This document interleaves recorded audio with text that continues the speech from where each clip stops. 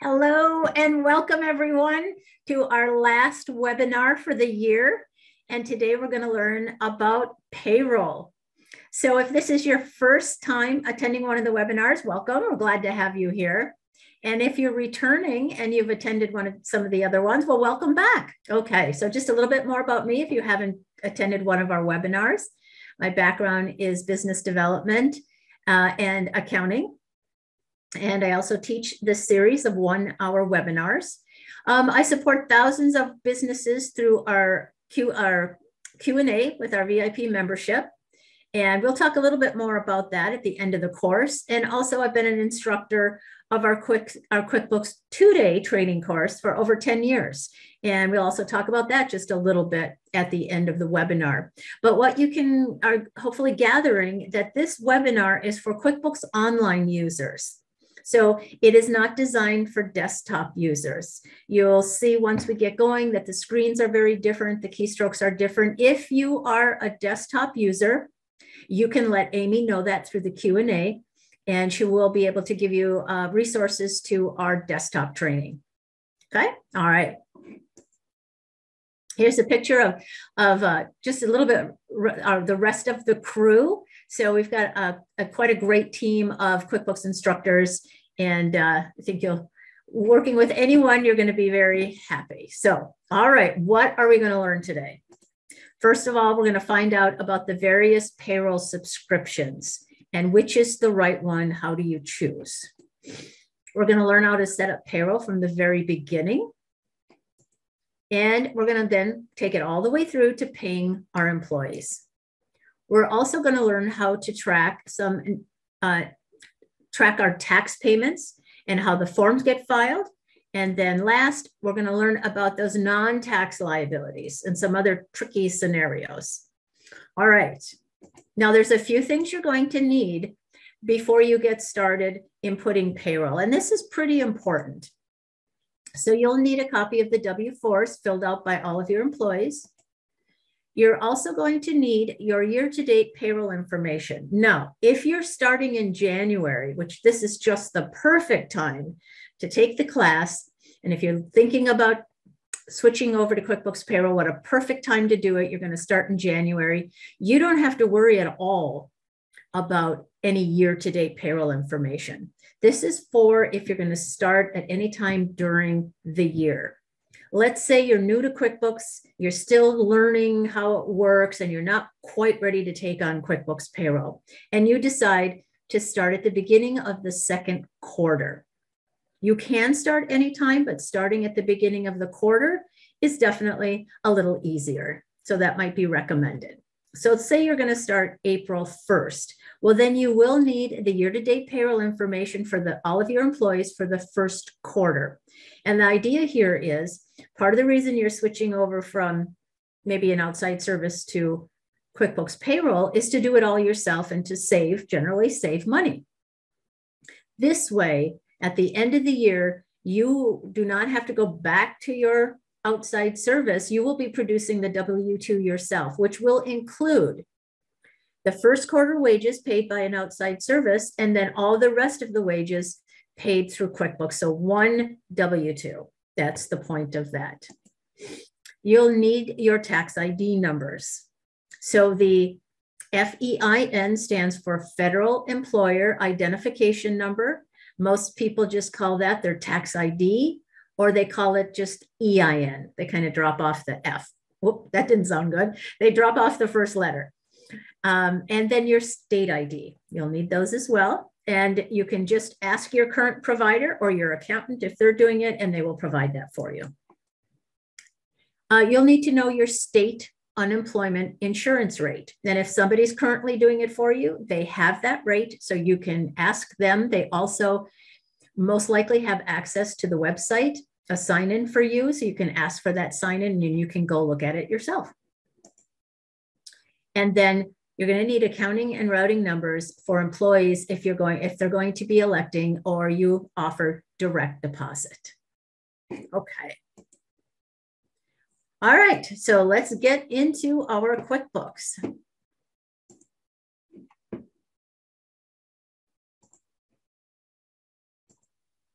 All right, we should be looking at QuickBooks right now. Let me just make sure we're both looking at the same thing. Beautiful. And we're going to get started here. So I am going to turn off my video. I know some people find it a little distracting. I understand that. And then also a lot of times I'm clicking on things behind my head and you can't actually see where I'm clicking. So we'll want to make sure you don't miss a thing. When speaking of that, one of the questions that Amy's going to get a lot as we get going is there a recording of this? Can I watch it again? Because it's a lot to take in, right? And yes, we do. We have a copy of a recording of this class as well as the handouts I'm going to go over. And so what I'm going to do right now is I'm going to go ahead and put them in the chat for you. So that's how I communicate with you. And I'm going to do that right now. Okay, so take a look in the chat. You can grab that copy of the recording and the handout. That way you'll know that you have it. You can watch it multiple times, share it with other employees, and you can really focus just watching the webinar, not worrying about taking a ton of notes today. All right, so let's get started. So the first thing we're going to do here is we're going to go down to payroll. And we're ready to conquer payroll. Are we ready? Let's get started. So let's click on there. So the first thing it does is it takes us out to Intuit's website where they have the payroll options. Now you can click on these things and it will tell you, or it recommends. It doesn't mean that that's the one you have to choose. But if you want, let's say that you want same-day direct deposit, but maybe you don't want same day. You're okay with 2-day direct deposit. Well, then it might change that if I don't need to do this or this. You'll notice it changes as you add more things that you might need. So otherwise, it's a little confusing. You can come down here and take a look at the 3 options. So we are going to do core today. So I'm going to click on that one.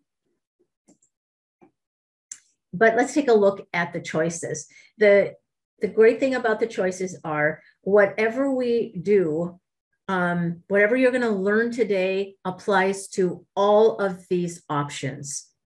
Running payroll, setting it up from beginning to end is going to be the exact same whether you choose core, premium, or elite.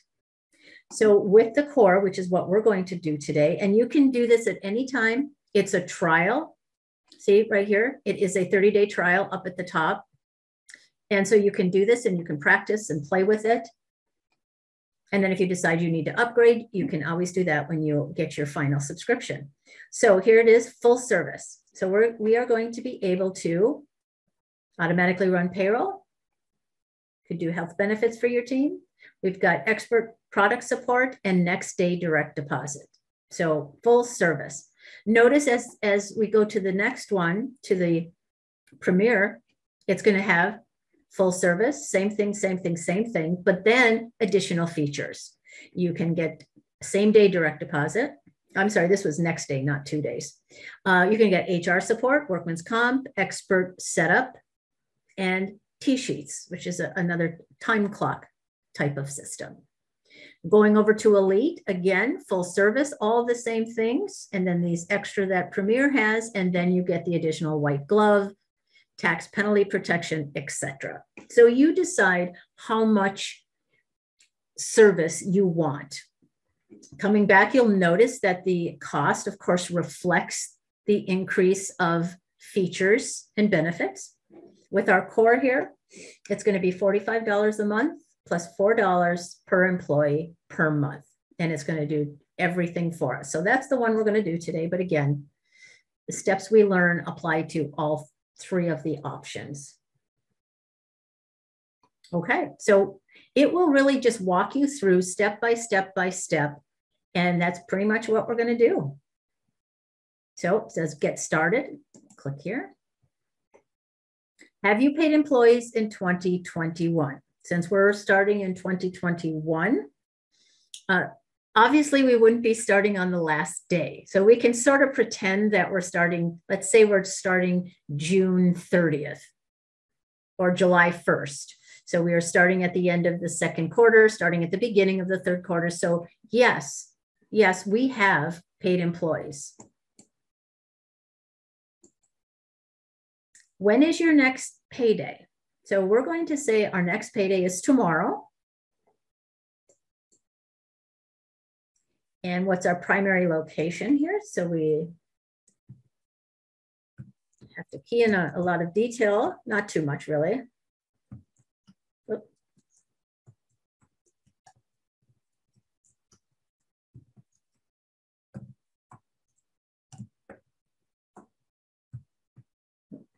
Doesn't let you do that, does it? We have to use the drop down. So we do Texas.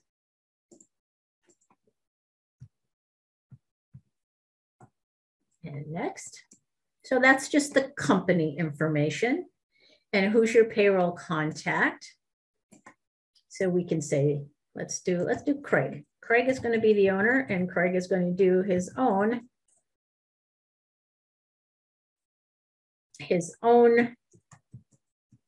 payroll. There it is.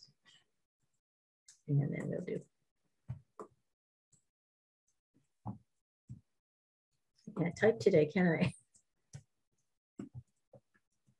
All right, next. So have you run payroll? Have you been using one of these other ones? So if you were, you could use those. Right now, we're going to say next. You have to click an option. Oh, other. Okay. Well, we'll say my accountant. Okay, that works. Next.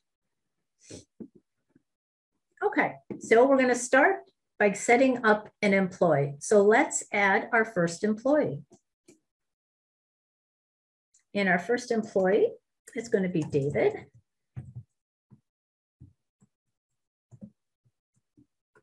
And let's do. So you're going to find it's just some pretty basic information. So don't let it intimidate you. Okay. So QuickBooks says we'll email an invite for this employee to view their pay stubs and their W-2. So this is called Workforce. And that's really great because as soon as you run payroll, they're going to notify the employee that their paycheck has been posted, and they can go to their website, sign in, and they're going to be able to view their pay stubs and their W-2s, which also means that you no longer have to print those and put them in envelopes and hand them out or mail them, because they have immediate access to that. So that's a great feature, and it's free. There's no additional cost for the workforce. This is relatively new, but very nice. You can ask your employees to enter their personal information, their W-4 basically, and their banking information from with the workforce. So that's very cool. We're going to uncheck that so that we can continue to do that ourselves. And what was his hire date? He was hired. Oh, I remember we have to do all the slashes and everything in payroll. And work location. If you have multiple work locations, you can certainly add those. We only have one. And then what is David's withholding? So let's click up, enter the W-4. And I think most of you, if you've worked with payroll, you know that in 2020, they changed the W-4 a little bit. So you're going to choose the one based on when the employee started. So David started in 2019, so we're still going to use the old one. I guess I should put a capital J there, right? And let's see what his address is.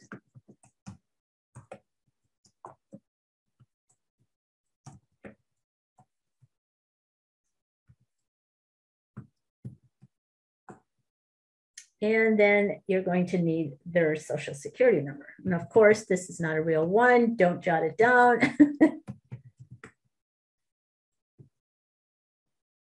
Okay, withholding. So what has he marked? He has marked single and zero. So we don't have to change that. But if he was doing, 2 allowances, whatever, we could add that. If you wanted extra withholding, at least in the 2019 and older, you can do that. And that would be a dollar amount, not a percentage. So if he wants an extra 100, you can put that in there. If somebody is talking about any tax exemptions, this is very rare. And yeah, I would talk with your accountant on that, but that is very rare. So let's save that. All right, so you can see it's just taking us down 3. And now 4, how often do we pay David? We can create a pay schedule. A pay schedule, especially if you have multiple employees, it's really great because when you click the pay schedule, it grabs the 3, the 5, the 20 employees all at one time. You don't have to individually select them. So we're going to say that we pay every week, but notice we have options. Let's see if we do twice a month. So you'll notice it'll open that up and ask us the next payday, the next pay period. But we are going to do every week. And our next payday is the 31st, and the end of the next pay period is actually the previous Friday. So we pay on Friday for the previous week. So we're every Friday. Now, if I wanted to change that, I could call it the office payroll or the warehouse payroll or the hourly payroll. I have lots of options, but I like every Friday. If you want to save this and use this pay schedule for all the employees you add from this point on, which will save you a lot of time, yes, great. And notice how it gives you an example of the upcoming pay period so that you can review that and make sure that that makes the most sense. Okay. All right, I didn't tab, so here it updated it. I was checking on that. Okay, very good. So let's save. All right, now we're getting down. Notice how it's filled in. So we've got that done. And if you had to edit that for any reason, you could certainly do that. How much do you pay David? So let's say that David is hourly and he gets paid $25 an hour. You can default hours, like default 8 hours a day or 40 hours a week. That's for your hourly employees, maybe a group of people who just work in the office. And then that will save time. You won't have to key in any hours. What about additional pay types? Let's click on that. So you'll notice we have the hourly here, and you can have a second hourly. And you can also add another pay type. So let's try that. So if you want to add another pay type, you can label it, give it a name, and give it a different rate. And that's often when you have people who are doing a certain type of work, and depending on the type of work they're doing, they may get paid a different rate. So let's say that this is Craig's landscaping company, and his regular rate is $25, but when he's doing the tree trimming, a little riskier, they pay him $30 an hour. So that's how you would do that. So you can keep adding additional ones for different types of work. You can do that. Here's some more common pay types: overtime, double time, holiday pay, bonus, and commission. And let's look here. So if you wanted to add any of those, or you could just add it at the time. If you do bonuses, you could add that. Or if it's a commission salesperson, you could do that. Holiday pay. Now, the one thing about holiday pay, just so you know, it's not like the sick and vacation, which we're going to talk about next, that QuickBooks will accrue. It does not accrue holiday pay. In other words, let's say that you give your employees 9 holidays per year. And then every time you use holiday pay, it deducts that and shows they still have 8 days left. It does not do that. But a lot of times, there are employers who require you to work the day before and the day after a holiday to get paid. So being able to have a holiday pay, individual pay type, will allow you to run reports and see how many holiday pays you did pay out. So you can do that. Now I'm going to take that one off. Let's take a look at time off. So there's a couple selections here: paid time off, unpaid time off, sick pay, and vacation. So let's talk about paid time off first. Paid time off is often called PTO, is a kind of a newer idea, not super new, but it is for employers. And what this is rather than getting sick and vacation pay, they will say, you can have this many days off per year, and we don't care how you use it. You can use it for sick, you can use it for vacation, you can use it for personal time. That's usually called PTO or paid time off. So they're combining those benefits. So normally you will have folks that either do sick and vacation or paid time off. You'll usually not see all of those. So let's do sick and vacation. And we want to say, yes, we do want to add a new sick and vacation. And here's your options for accruing it. You can just give them their 2 weeks at the beginning of the year, each pay period, per hour worked, if you're doing prorated on an anniversary date, etc. We're just going to say at the beginning of the year, and we're doing sick right now. So let's say you get 1 week of sick. And so we're going to do 40 hours. And if there's a max, we're going to say it's a max of 40 hours per year. Once you do that, you also get this option to add a current balance. So let's say that we're starting July 1st. So 2 quarters have already gone by. And from, let's say that David there, from his 40 sick time, he's already used 1 day, which leaves him with 32 as a current balance moving forward. Okay, same thing with vacation here. We are going to add vacation.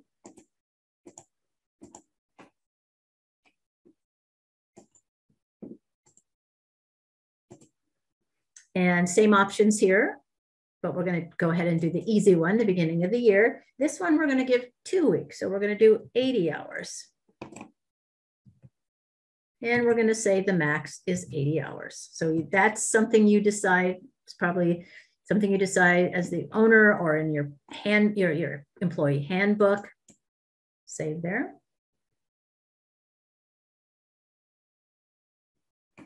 Oh, being a little feisty there. Okay, and what about this? Well, so David got 2 weeks of vacation and he's only used 2 days so far. So he used 16 hours. So 80 minus 16 hours leaves him with a beginning balance for July of 64 hours. Additional pay types, let's just take a look at that.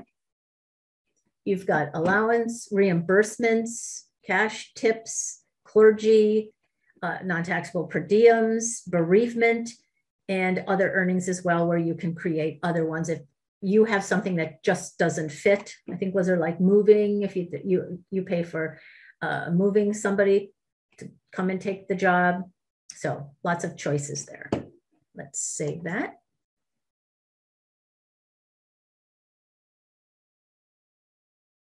Okay. You see everything on number 5 filled in there. And of course, you've got your little pencil where you can always go back and edit. All right, number 6 here. Does David have any deductions? Let's add a deduction. So let's take a look. Let's do the garnishments first. Let's come down here. We can add a garnishment if you get some court order. You'll notice that there are a lot of different options here. Child spousal support, a federal tax levy, or any other kind of garnishment, and it'll walk you through how to set that up. And then under other deductions and contributions, let's see what we have here. So you could do a flex spending, HSA, other taxable deductions, health insurance, retirement. Well, we're going to do health insurance. And now you'll notice how it just always asks the right questions. I love that because sometimes I don't know what the next question should be. What type? We're doing medical. And then here's what's going to appear on their paycheck. You could call it medical insurance, health insurance. I'm actually going to call it by the name of the insurance company, Good Health Insurance. So they'll know exactly what we're deducting. And is it a flat amount? Or you can do percentage of gross. Now that might be something if you're doing a 401k or something like that. So we're going to go ahead and say his is $50. And there's no annual max. Now, taxable or pre-tax, you have to choose one of those. And again, you're saying, I don't know. I have no idea about this stuff.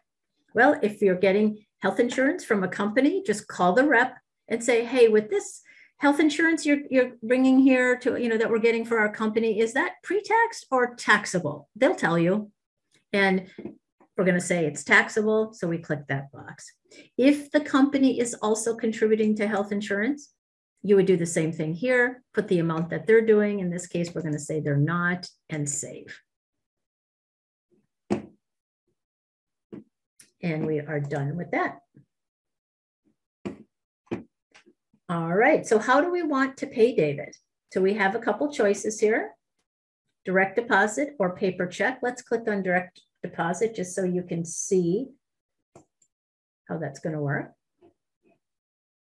It's going to ask us to enter the banking information. So how would you like to pay David? And if you click right here, you'll see what David's options are. He can deposit into one account, or he can deposit into 2 different accounts, but 2 is the max. He can also direct deposit some of the money and then have the balance of that with a check.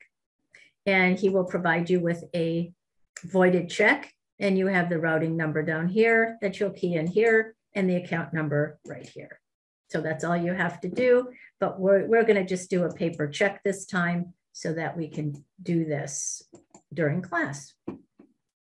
Okay, now that needs a little bit more details about David, and it wants his birth date. So let's see, it was August 29th, 1970. And how much did you pay David so far this year? This is where that keying in that historical information comes in. So if we have paid David the first quarter, the second quarter, this is where you're going to have to key this information in. Now, this is very, very, very important. Why? Because you only get one chance to do it. If you don't have that information handy, when you get to this point, you are going to have to contact Intuit and get technical support to help you with this process. And you probably don't want to have to do that. So make sure that you're ready. And what you're asking your current provider for, whether that's ADP or Paychex or your accountant, you're asking for a payroll summary by employee year to date. So we just need the year to date. All right. And click on enter 2021 payroll. So did you pay David any time before January and September? And I can say yes. And then did you pay David on or after October 1st? So basically what they're asking here is, this is how much you can do year to date. But if you've paid him at all during this current quarter, then you're going to have to put that in individually. And you can see this. I'll show you here in a second.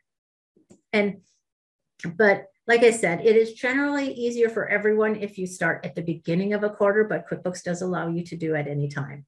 So here you would put the year-to-date totals, January through September, and then this would be for the one pay period that you've had so far in October. Now let's say that you haven't had any paydays yet, then you have this here. And so it's very, very easy to do it. You're going to put their gross wages. You can see, break it out between tree trimming and regular, any sick wages, vacation wages, how much they've paid to medical. So that would be a negative, and then their taxes as negatives. And then it computes out the net check, and you just make sure it matches your report and you're good to go. Okay. And let's continue with that. Okay. So now we're here. We've pretty much done almost everything, and we can add another employee. If you would like, we're not going to do that. We're going to hit continue. Okay. And let's get out of there.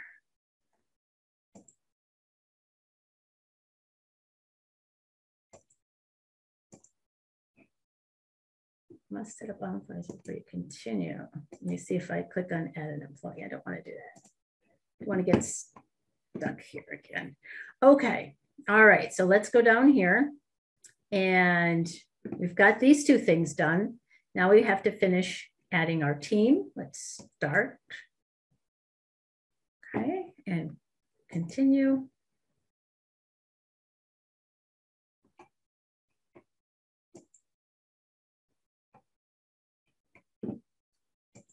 think it's giving me a hard time again. Might have to ask Amy there.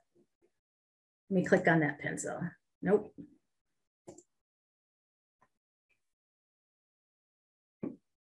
All right, let me see. Finish setting up your team. Amy, I might need you for a second there. Yeah, no problem. I am sorry, I wasn't paying close enough attention there. What's happened?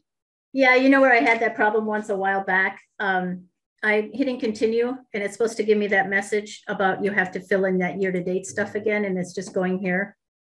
Oh.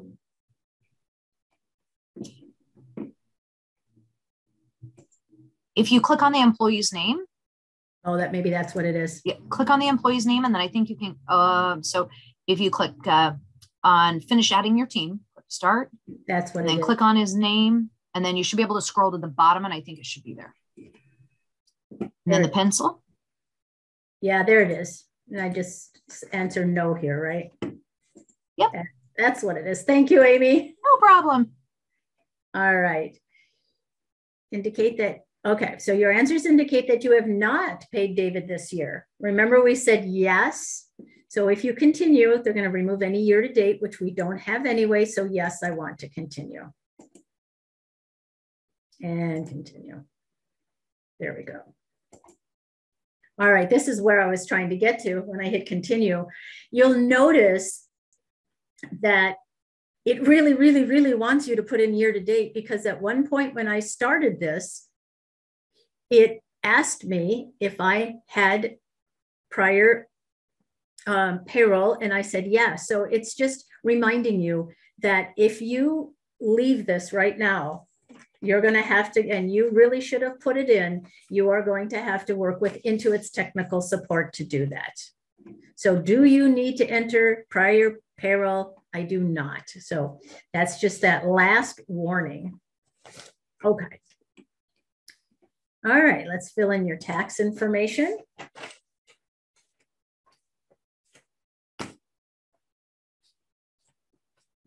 So we've got Craig's, we've got that information, and we go to next. Now, if you have your tax ID number, you can put it in here. Now you can put it in later, and I'll show you where to do that. But if you have it, you can put that in. It does show you the format as well. So, you know, sometimes people get confused about what the number looks like. Is this the right number? But they show you the format and how many numbers, so that does help. And which payroll form do you file? So almost everyone does the 941. And it's a quarterly report for everyone. Now, how often you make your tax deposits may be more frequent, but the 941 is your quarterly payroll report. A 944 is a different type of that, and you would have been notified by the IRS if you had to switch to the 944. So how often do you pay your taxes? So this question is, how often do you make your deposits? So weekly, it says semi-weekly, monthly, quarterly. So we'll leave it with semi-monthly, but again, that is actually depends on the size of your payroll. Very small payroll could be quarterly. Average payroll is monthly, and a bigger payroll could be semi-weekly. But again, you're just asking your current provider, how often do I make my tax deposits? Here is your unemployment insurance. Now let's say that I didn't get that one. I don't have it available. That's okay. We can do it later. Do you know your unemployment rate though? So it's asking for that. And let's say that I do know, and it's 2.7. Again, get it from your current provider. And then if we have only certain states have the employment and training tax, you may not have that. Done. Okay, so now we're moving on to connecting to your bank. So let's start there. And this is for if you want direct deposit. And we'll just show you how you set it up, just so you know, even though we're going to do paper checks today. So let's get started. It does require a bit of information from the owner. Let's change that to Craig. Forgot Craig's last name. I forgot his last name, so I'm just going to make one up. Okay, and then they kind of repeat asking us the information again.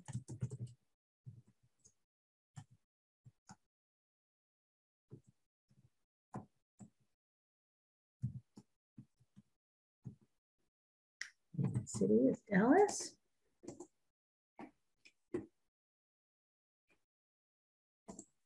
Okay. It looks like it wants that one. It asks for our industry. It takes that from when we set up our company. And then it wants to know a little bit more about the employer. So that was Craig. His name is, so we're making it up. It's the same as the business address. And that fills that in for us. Now, it does need the owner's date of birth. Yeah, let's do.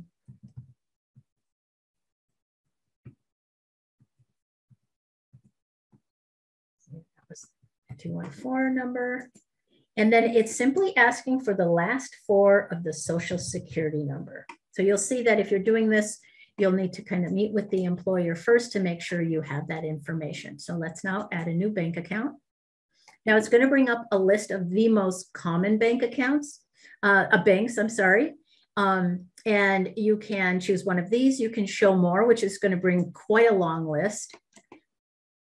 Or you can type in the website or the bank name, or at the very bottom, you can enter bank information manually. Let's do that. So it's asking for the account number first.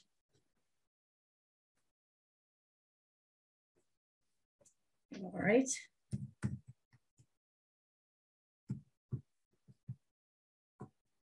And the routing number. Okay, so it comes up with JP Morgan Chase, and that is the correct one. So once you know you've got the correct one, you can save this and go to next. If you have to add another bank account, go to next and accept and submit. So that's all set. And now for some reason it comes back and now it wants the entire social security number. So it only asks for the last 4 at first.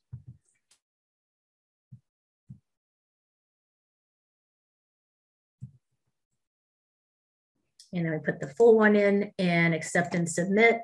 And it's connecting and trying to set up your direct deposit. Now, we'll skip the security questions right now, and it's in review, currently processing that. So say okay.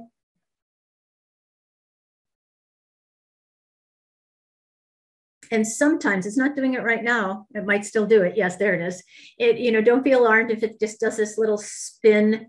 It's just kind of thinking and trying to process through that online thing, but it doesn't take long, and then it will bring us back here to the rest of our payroll. So also what it's going to do is, if you scroll down here, it's going to show you that once there's one quick signature and then you're ready to pay and file your taxes. And so it's going to send information for you to do that. And then you're all set to go for your direct deposit. Okay, but we are pretty much ready to go. And since we're doing paper checks, we're going to do something a little bit different. Let's go to our employee. And we can get rid of some of these. Okay, so there is David. And if we wanted to run payroll right now, we can click on here. And we have the option then of just filling in his hours. Notice up here, we've got the pay period, we've got the pay date. It fills everything in automatically from that payroll schedule. And there's David, and he's getting a paper check. So let's say that he did 40 hours of regular hours, or maybe he did 32 of this and 8 tree trimming. You can put those in right now, and you can go ahead and pay him. But I do want to show you one other option. Let's just save that for later. And let's go over to new. You can also, under the other column, under the employee column, which makes more sense, the weekly timesheet. This is really a great thing to be able to do, especially if you want to do customer or job costing, where you want to be able to incorporate the wages and the cost of having your employees doing the work on a specific customer or job. So that this will allow you to do that. So we'll put a David, and we're going to go to the week here. All right, and here you can see where you can choose the customer. You can put a description in there. We're not going to do that. I just wanted to show you, but let's see what a timesheet here would look like. So for regular pay, let's say he did 8 hours on Monday and 8 hours on Tuesday. If you want to bill this to your customer, you also have that option there. Mark it as billable. Let's say on Wednesday, he did some tree trimming. So we're going to do tree trimming on Wednesday, and he did a full 8 hours on Wednesday. Let's say on Thursday. Now, if everything was the same, we could go across one line and be done. But he's got some different things because he also took a vacation day on Thursday. So 8 hours of vacation here. And then Friday, he was back to tree trimming. So we can go back up here and finish his timesheet. 24 hours of regular pay, 8 tree trimming, 8 vacation for 40 hours. So when we save and close this now, what's going to happen when we go back to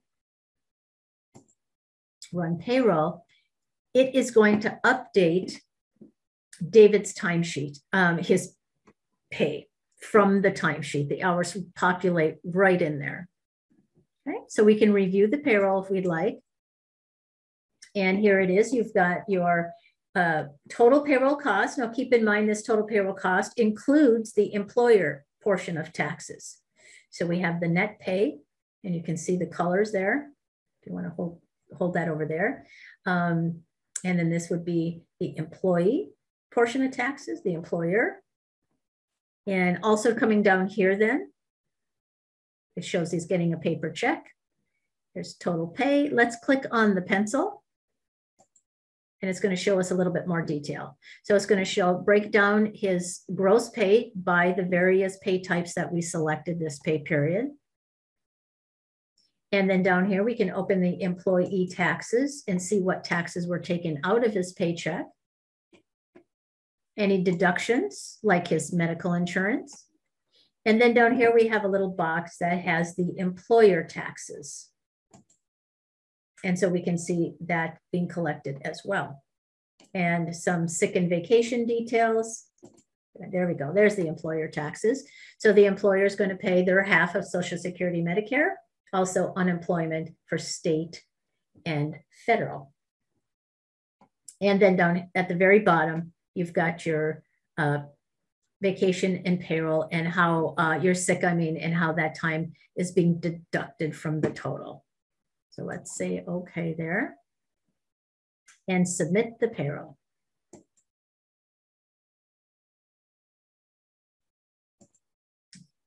Let's get out of that. We don't need that.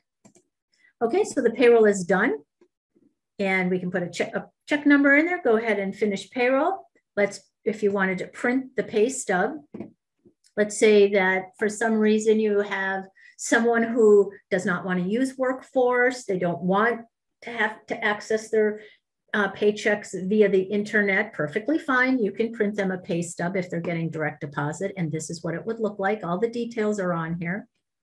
Pay period, total number of hours, the fact that they used 8 hours of vacation with a new remaining balance of 56, the net pay, and then all the breakdown with the taxes and everything. All right, and we'll finish payroll. Let's go back to the employee now. And we can see a little bit of detail when we click on the employee. All right, so we have pay employee. And there's the detail. And you can, again, you can edit right from here, the profile, and then employment.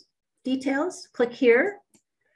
If let's say that this employee is no longer with you and you want to change the status of the employee, you can do that.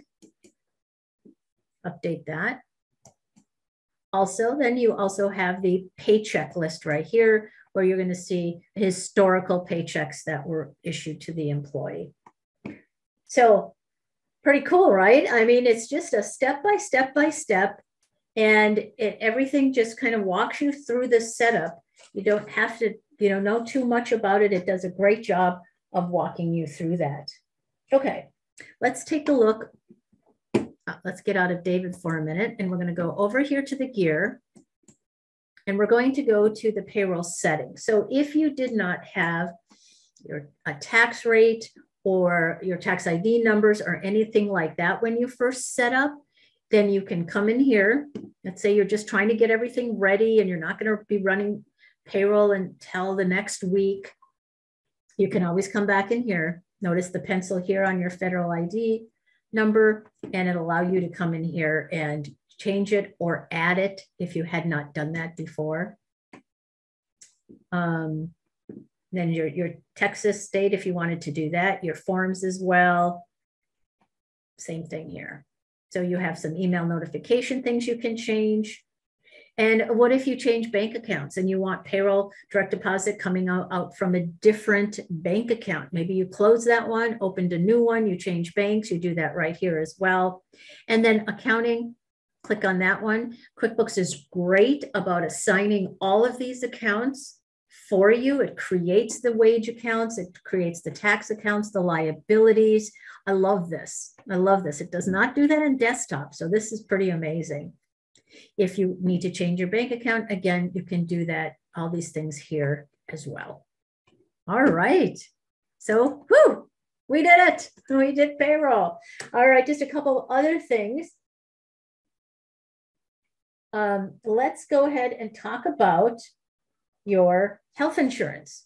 So QuickBooks is going to take care of all of the payroll taxes for you, and it's going to take care of all of the forms for you.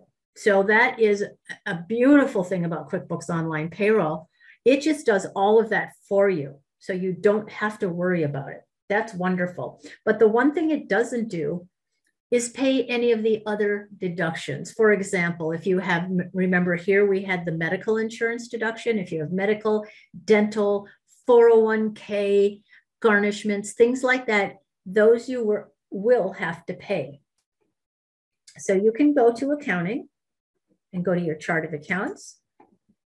And we're going to be able to come down here and see these new accounts that it added up in the liability. So I'm looking under type here where it says current liabilities. Here's the accounts that added when we set up payroll.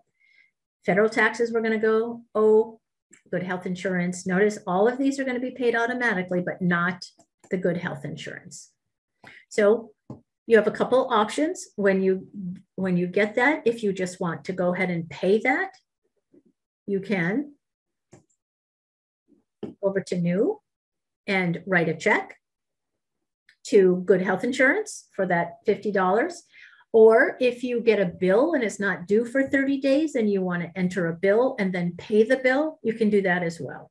Let's say for today, we're just going to write a check to good health insurance for, maybe you pay it monthly, so you pay for last month's. And let's see if we have a vendor called Good.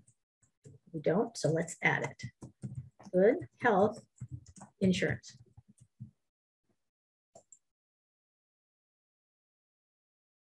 And save that. And always making sure that it's coming out of our main bank account. Maybe I would call that checking instead of cash because that's a little confusing. Is that petty cash? I'm not sure. So generally you want to call it checking or whatever. And then what account will we use right here? We are going to use that liability account. That's where it put our health insurance. Oh, I just passed it.